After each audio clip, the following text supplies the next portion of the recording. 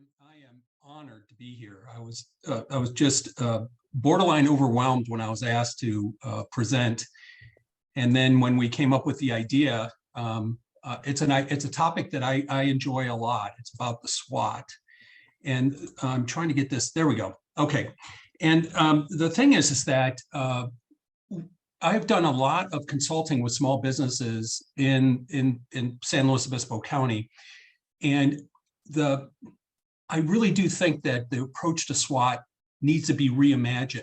I find that sometimes SWOT is not well understood and then is not used properly. We'll get into that a little bit more.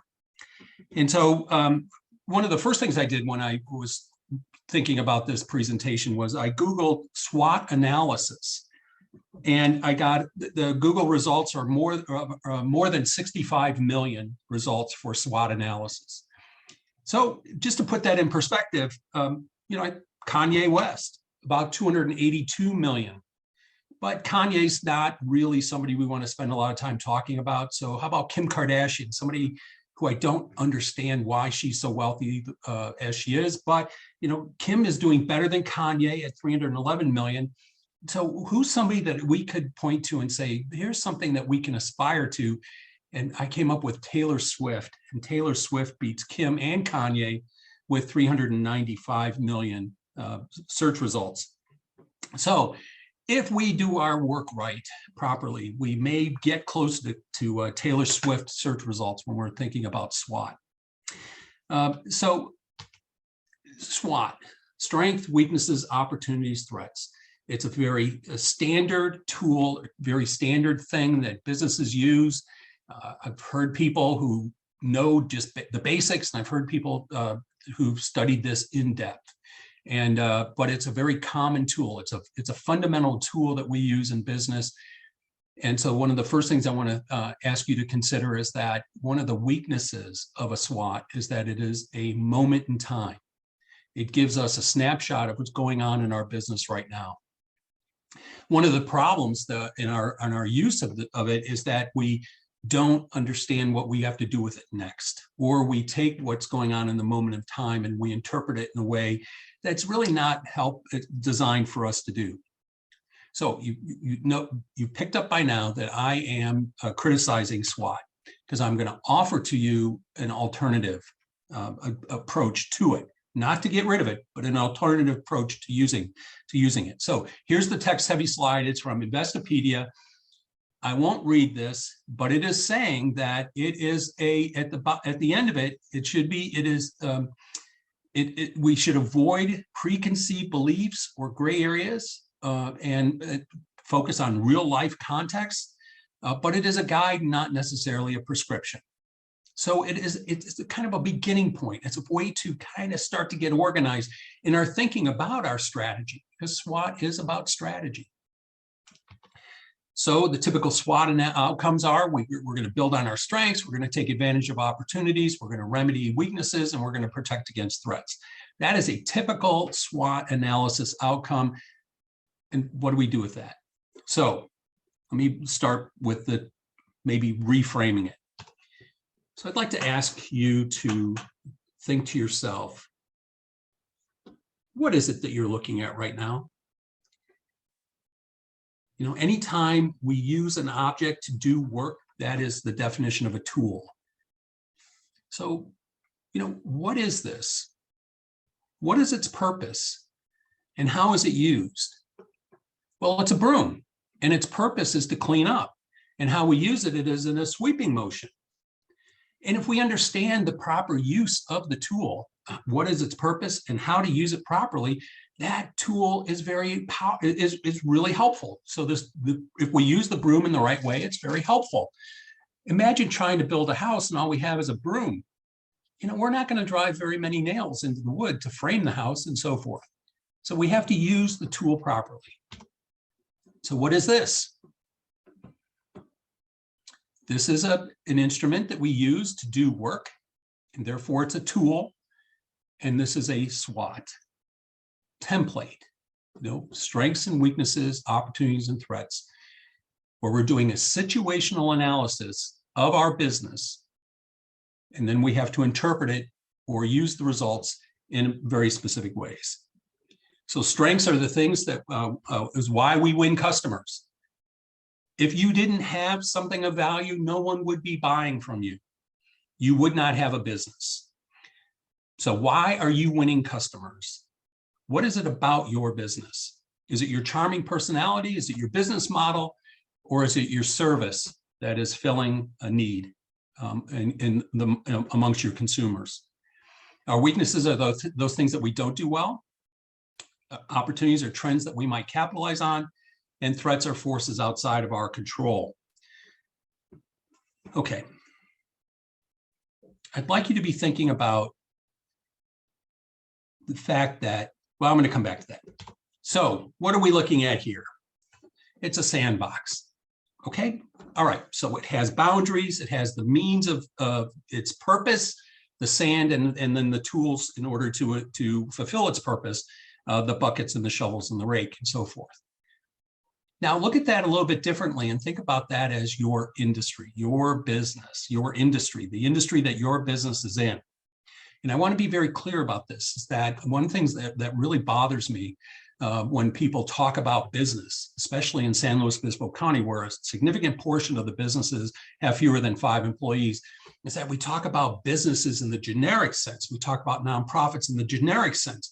But if you walk, I'm in San Luis Obispo, and if I walk down Higuera, I would not think that, Moe's Tavern has anything to do with the jewelry store. Mother's Tavern has anything to do with the jewelry store. Yet we talk about small businesses as if they were uniform. We talk about nonprofits as they were uniform. And remember, the California Corporations Code allows for 3 forms of businesses: the traditional for-profit, the traditional not-for-profit, and a hybrid called the benefit corporate form. It's not a B Corp, but benefit corporate form, where you can offer public stock, and in exchange for certain filings, or because you've done certain filings and certain disclosures, the shareholders can't sue you for not returning enough value to them, that you're giving too much value into the community. So it's a combination of the for-profit and the nonprofit, the benefit form. So so why are we talking about businesses as if Mother's Tavern was the same as the jewelry store and so forth? We shouldn't be. So we should be talking about the jewelry store. What is it doing? Mother's Tavern, what is it doing? Your business, what are you doing? What industry are you in? You are in a market, but what industry are you in? And so this that you're looking at is an industry. Industry has boundaries. It has the means for its purpose and the tools for fulfilling that purpose. What industry are you in? This is really helpful when we're reimagining the SWOT. Now we have an industry that has incumbents fighting for market share. And we have this person in the lower left that's got large market share, controlling many of the tools of production. And then we have the person in the far right corner, low market share. I don't know what's going on, but man, that incumbent is having a good time. We have an industry with incumbents. Why I push for the industry is that if you are the jewelry store and you're comparing yourself to Mother's Tavern, you're missing the mark. You have to look, I'm encouraging you to look very carefully at your industry. And this that you have before you is a tool that was developed by Michael Porter, Porter's 5 Forces. And it is a tool to analyze what's happening in your industry. It is an industry-wide view. It gives us a snapshot, just like a SWOT gives us a snapshot, but we're looking at the industry rather than our business. And if we look at the industry, we can see that these 5 forces are shaping the behavior of the incumbents. What are the intensity of rival? Well, we'll come through all of these, but the one way to think about this is that who in your industry, who you give money to are your suppliers, and who gives money to you are your buyers. It's a very simple thing a way to keep that in mind. The substitute is something that does the same job that your industry is doing, satisfying the same need, doing the same job for the consumer, but is not in your industry. So for example, you're the station chief of United Airlines at San Luis Obispo Airport, and I, the consumer, want to go to Denver, Colorado. Now, I can fly from San Luis Obispo to Denver on United, or I can fly from San Luis Obispo to Denver on American. I don't know that to be true, but I'm making that up to illustrate the point. You're in the airline industry, passenger airline industry. If I get to Denver, the job to be done, if I get to Denver on United Airlines from San Luis Obispo to Denver, it's a win for you.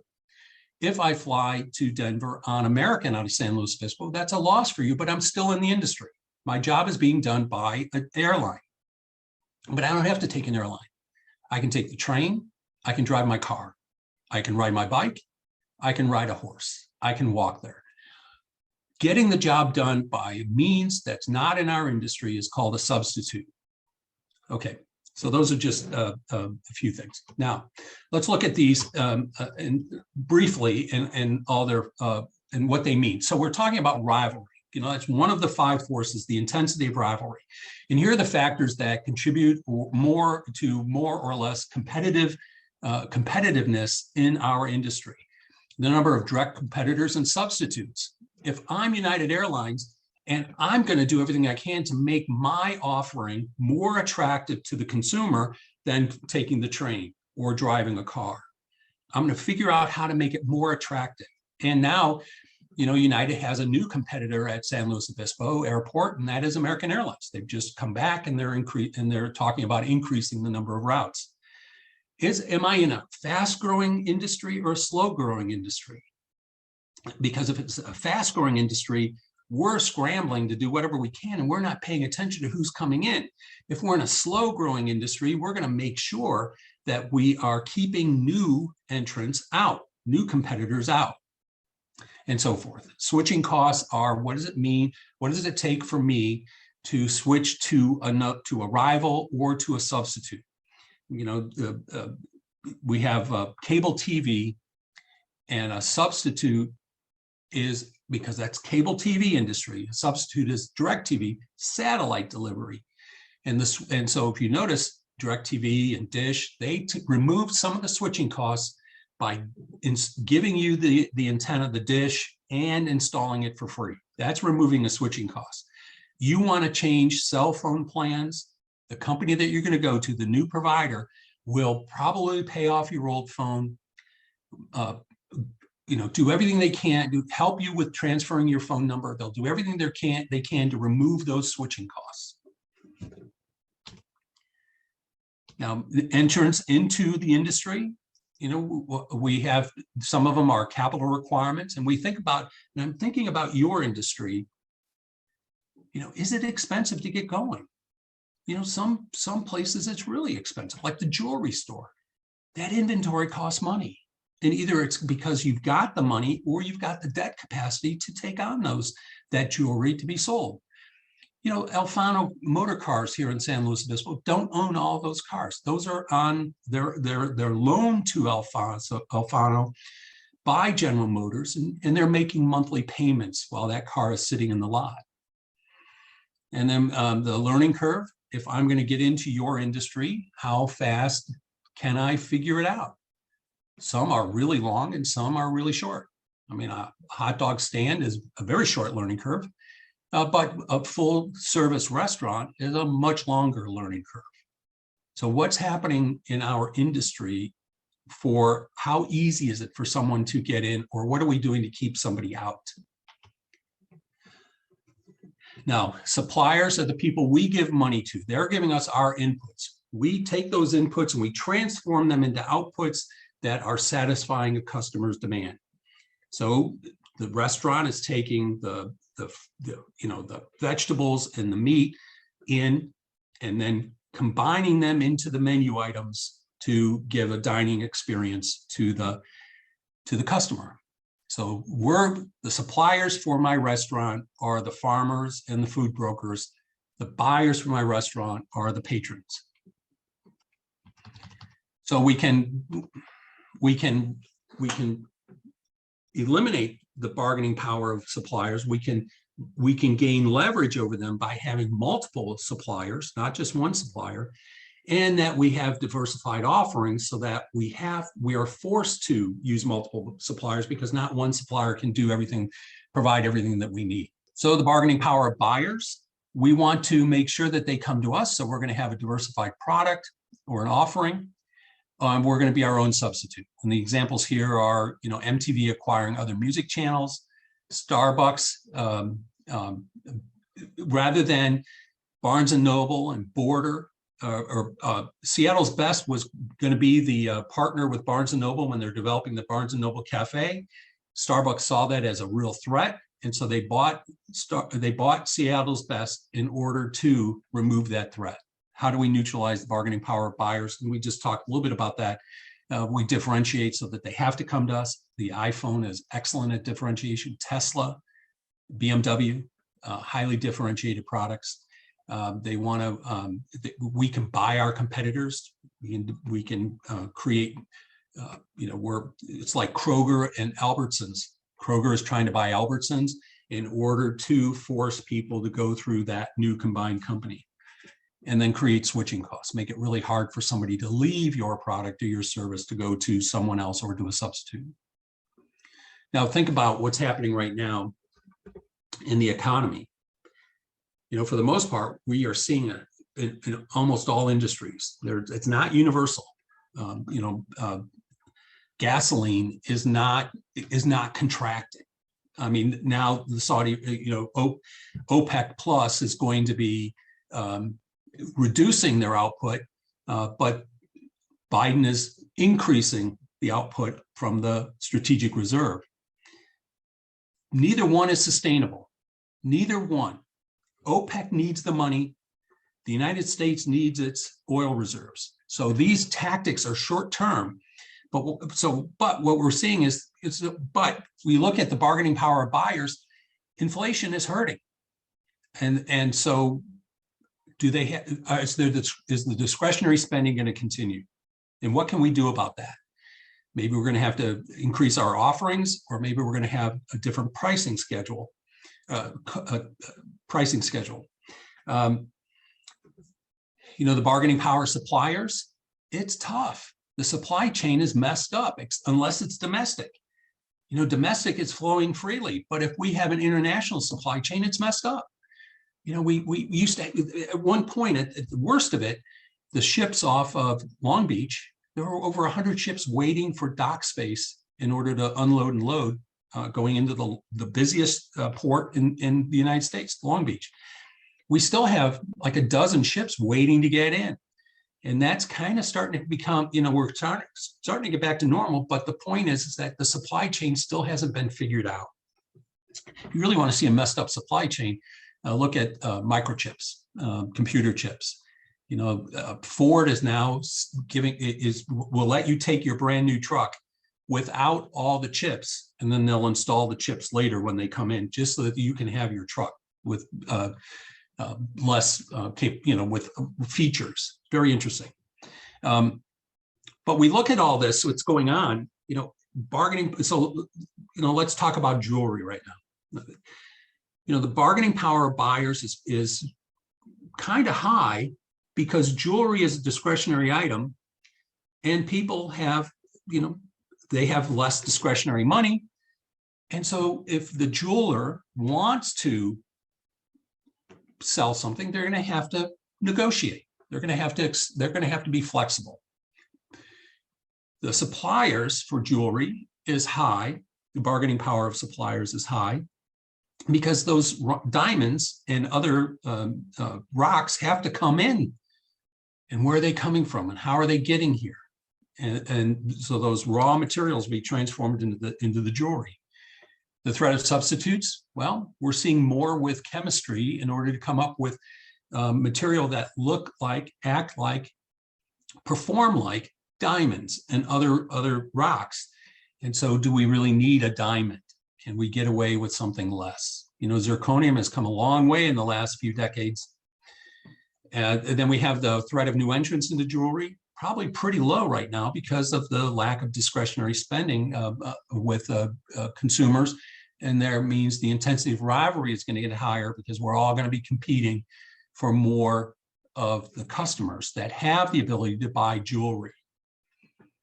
So what's going on? So we take these ideas and we scan them through the general environment. So we look at, I just mentioned some of these technological changes with the chemistry in order to create alternatives to diamonds, the general economic conditions, the lack of discretionary spending, the aging demographic, which typically buy the higher end jewelry. So that's interesting.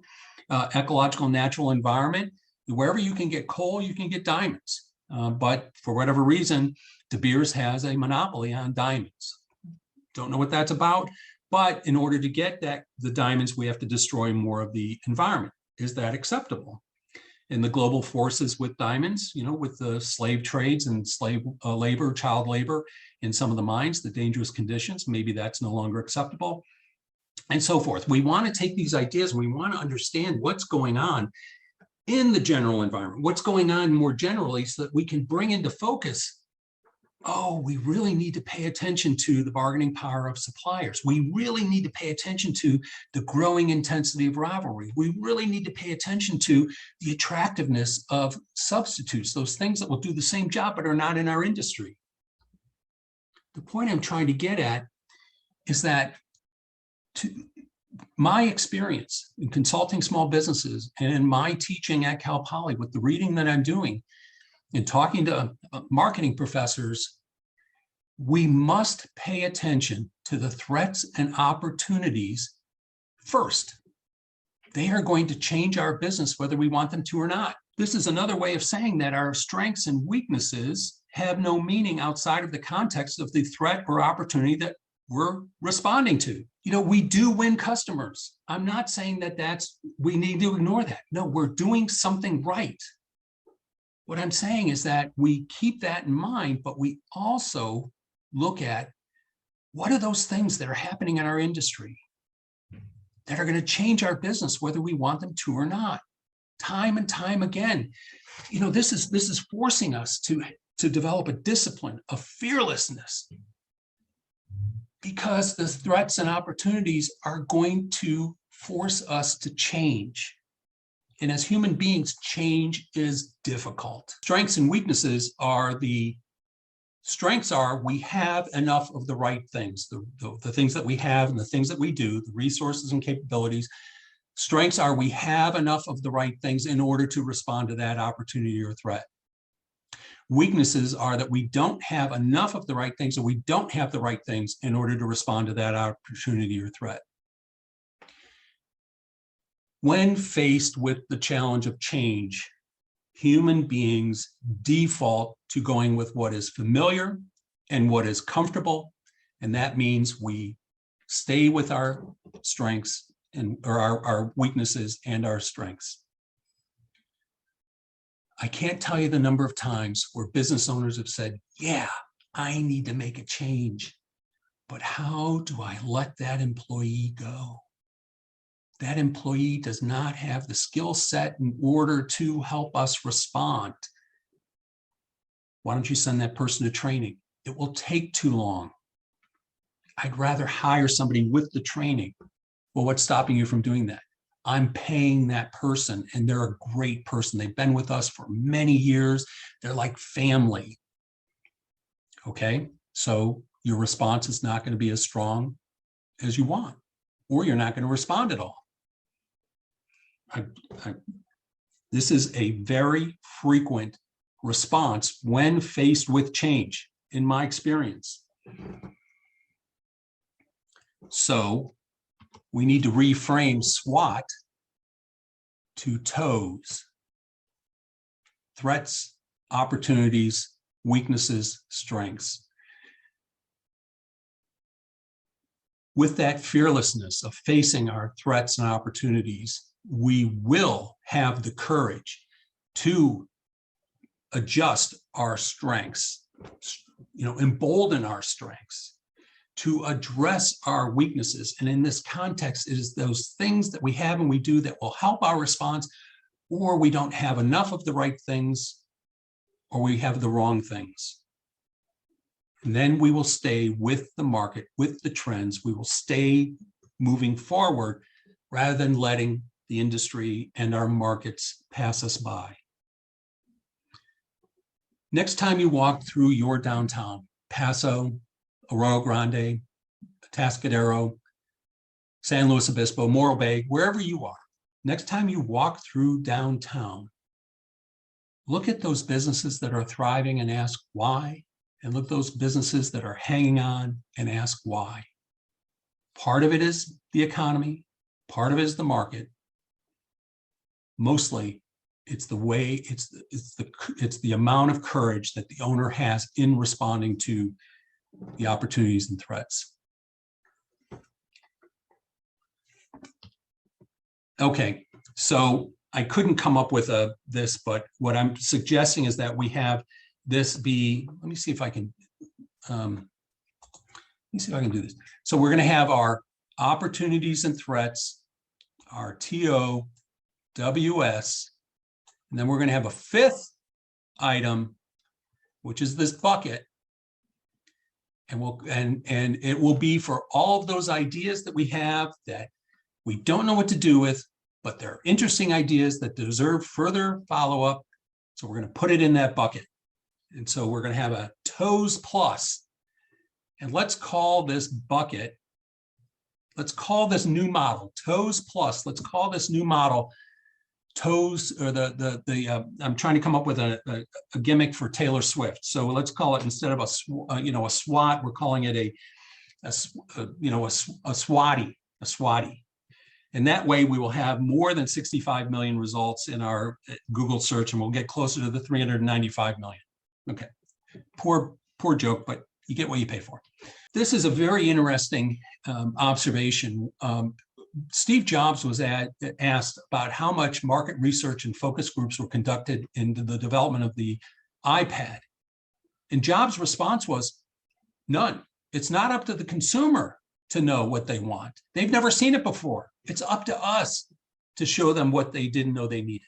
I am convinced from my experience, personal experience and consulting experience, I am convinced that if we fearlessly look at our threats and opportunities, we align the things that we have or we need in order to effectively respond to that opportunity or that threat, we will do things that no one has done before. It is that fearlessness that will allow us to thrive, even in the most difficult times. I am done. I don't even know what time it is. Oh, 12:34. Okay, we have a bunch of time. And I really want to hear from you of what's on your mind. What resonated? Where do you think I'm off base? That's where I learn, is when you tell me, hey, I got a different perspective on this. That's where I'm going to learn. So I'm eager to learn from you. Let's see, Barry, we have a question from Julia Pierce. What type of resources do you use to research competitive threats? Oh, there's a number of things. Let's tease this out a little bit more. Do you mind saying what your business is? Let's see, and another part of her question was, and how to access suppliers' bargaining power. Okay, so Hi, Barry. Yeah. I'm in equipment leasing and finance. Oh, awesome. Equipment leasing and financing. So there's a lot of trade information about that that's available through your trade organizations. I'm assuming you're in an association.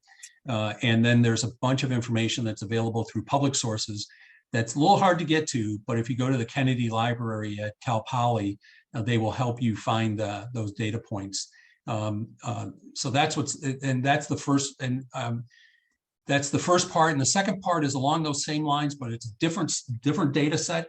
You go to the Kennedy Library and you go to the main desk, the reference desk, and they will point you in the right direction. I mean, you can always Google it, but you got to be careful with what you find on Google. Julia, did that help, or does that frustrate you? Well, I've actually already been to the Kennedy Library. They don't have basically anything on equipment leasing.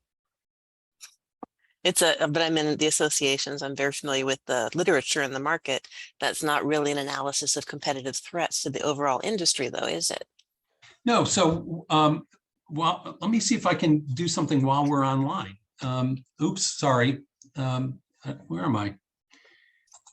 It's okay, though. Yeah, well, it's more like the question of the overall market itself being threatened, right? So we're looking at equipment leasing as a market versus bank lending as a market versus investment capital, perhaps. Well, I think then you might have to use some proxies. If you can't find direct information, you're gonna have to use some proxies. Look at what's happening with who you're leasing to, lending to. What's happening with them? If construction, the big thing is new home starts.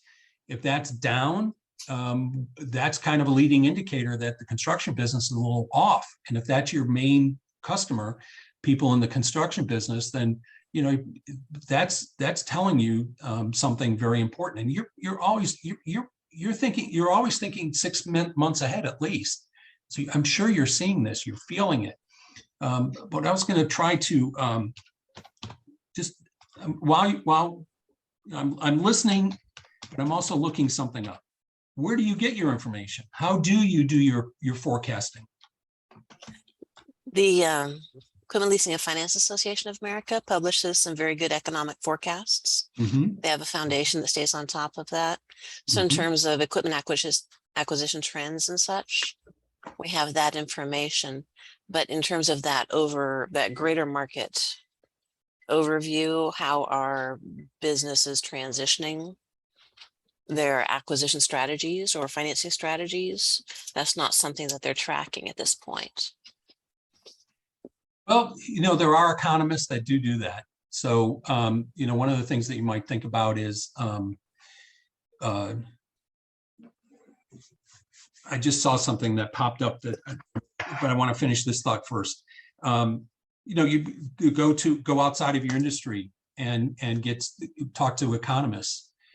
Banks are certainly forward-looking on the cost of the capital, the lease cost of accessing the equipment. So there's a equipment leasing and finance journal that's online at the Kennedy Library. Yes, I've been in it a few times. Okay, so you've been in that journal? Uh-huh. Okay, very good. So I'm looking at another database, Mergent. I'm not familiar with that one.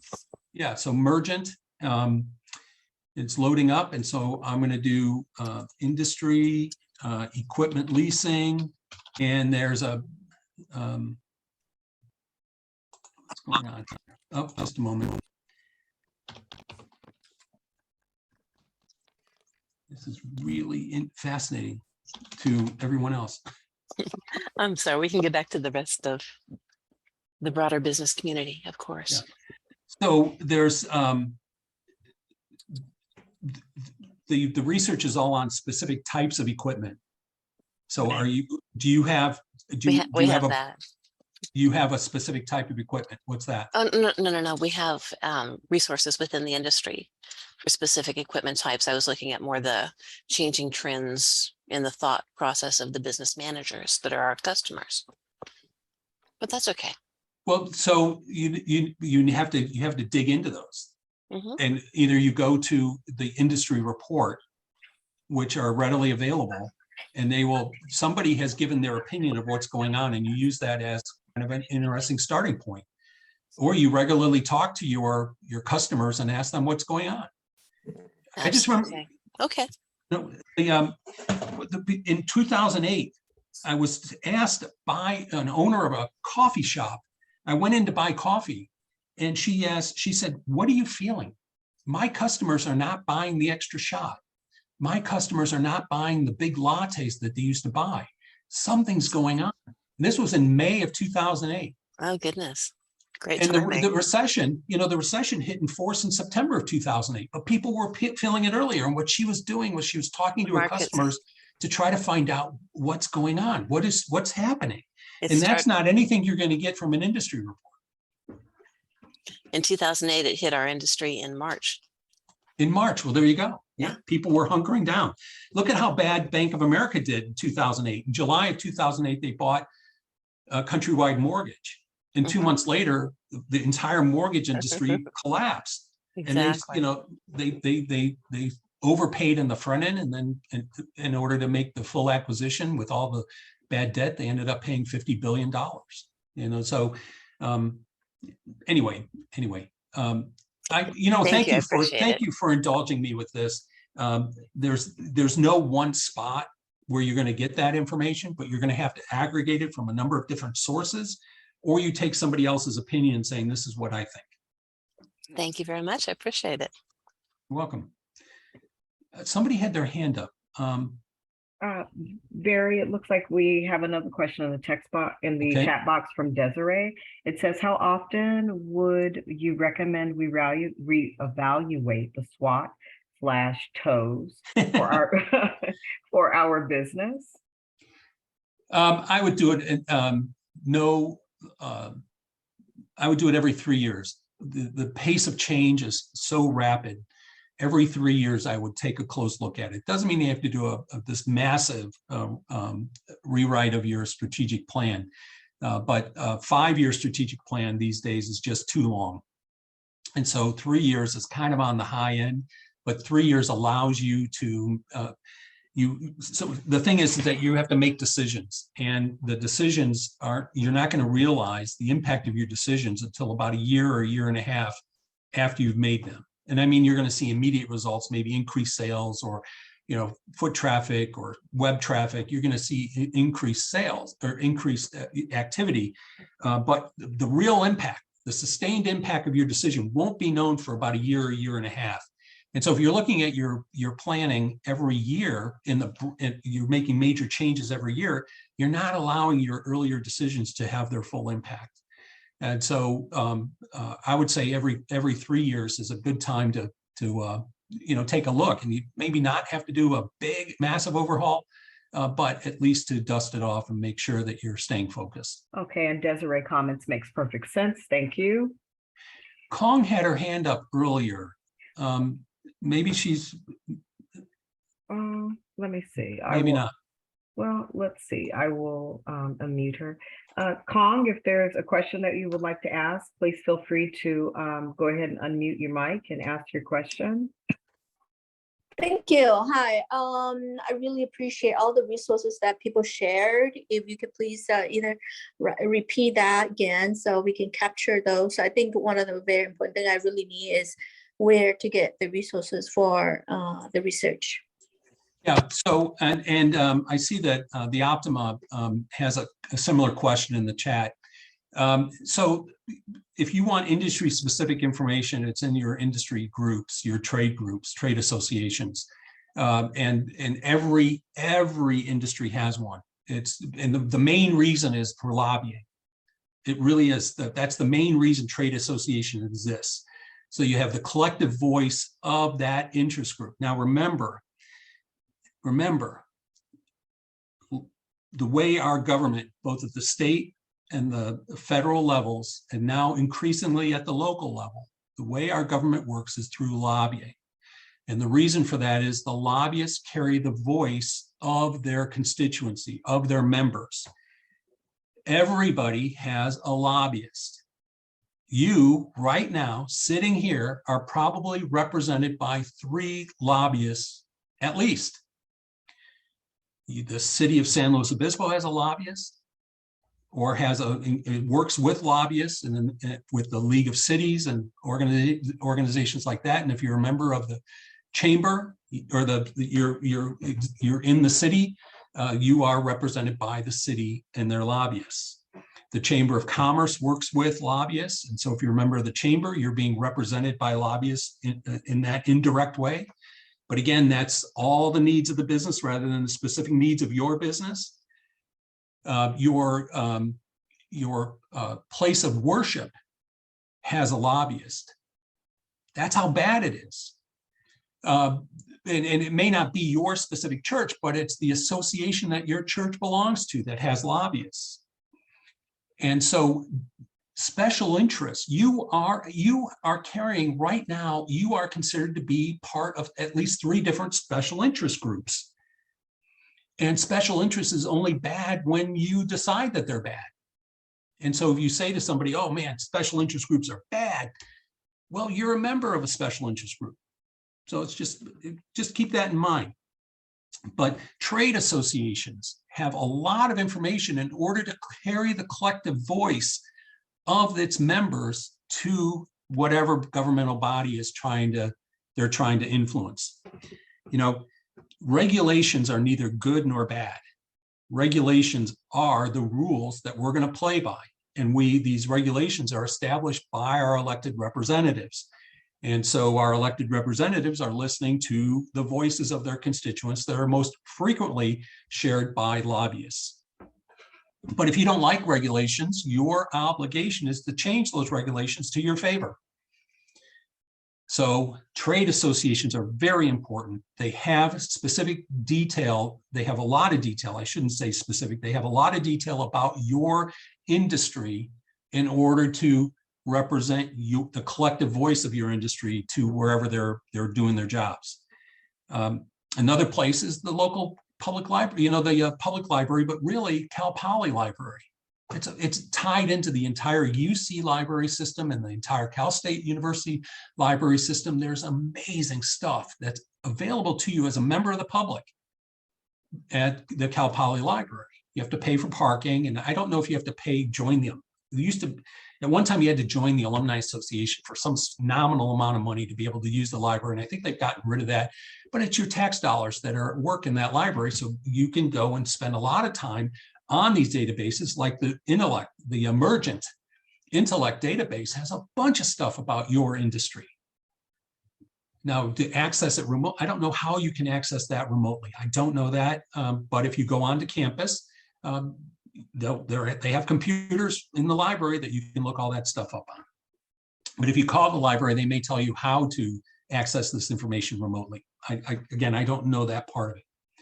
So you've got your trade association, you have the Cal Poly Library or your public library. It's amazing what the Black Gold system can do for you in terms of getting information. There's going to be other groups like the Chamber will be able to connect you with the right resources. And then, you know, you've got, if you're downtown SLO, you have the Downtown Association that is making sure that the quality of life of businesses in the area are helpful. And then talk to your customers. That is where the magic is. Talk to your customers, and it doesn't have to be anything structured, but just somebody comes in and they're buying something. They say, "How's it going? Hey, tell me more about what brought you in today." And you know, it's a friendly, neighborly chat that you're going to learn a lot, and then you're going to have 10, 15, 20 disparate conversations that all of a sudden you see some themes happening. And just go back to the woman that owned the coffee store and asking me in May of 2008, "Hey man, something's going on. What are you seeing?" And she was doing that I know she was doing that to every people that she liked, she felt comfortable asking, which were quite a few. She was very gregarious. And she was able to aggregate up that information. It's like, man, we better change our menu. And they did. They started offering more things so that they were doing more jobs for anybody that walked in the door. That was their response. Now, some of the slides today were from a textbook written by Jeffrey Dyer and colleagues, published by Wiley, Strategic Management. I wouldn't recommend that you use a textbook. That's the concepts rather than the specifics. And as business owners, time is money. And so you have readily available information through your association. I would call your trade association and I would ask them, they have to talk to you, you're a member, and they will say, if their reports aren't working, they will put you in touch with somebody who has that information.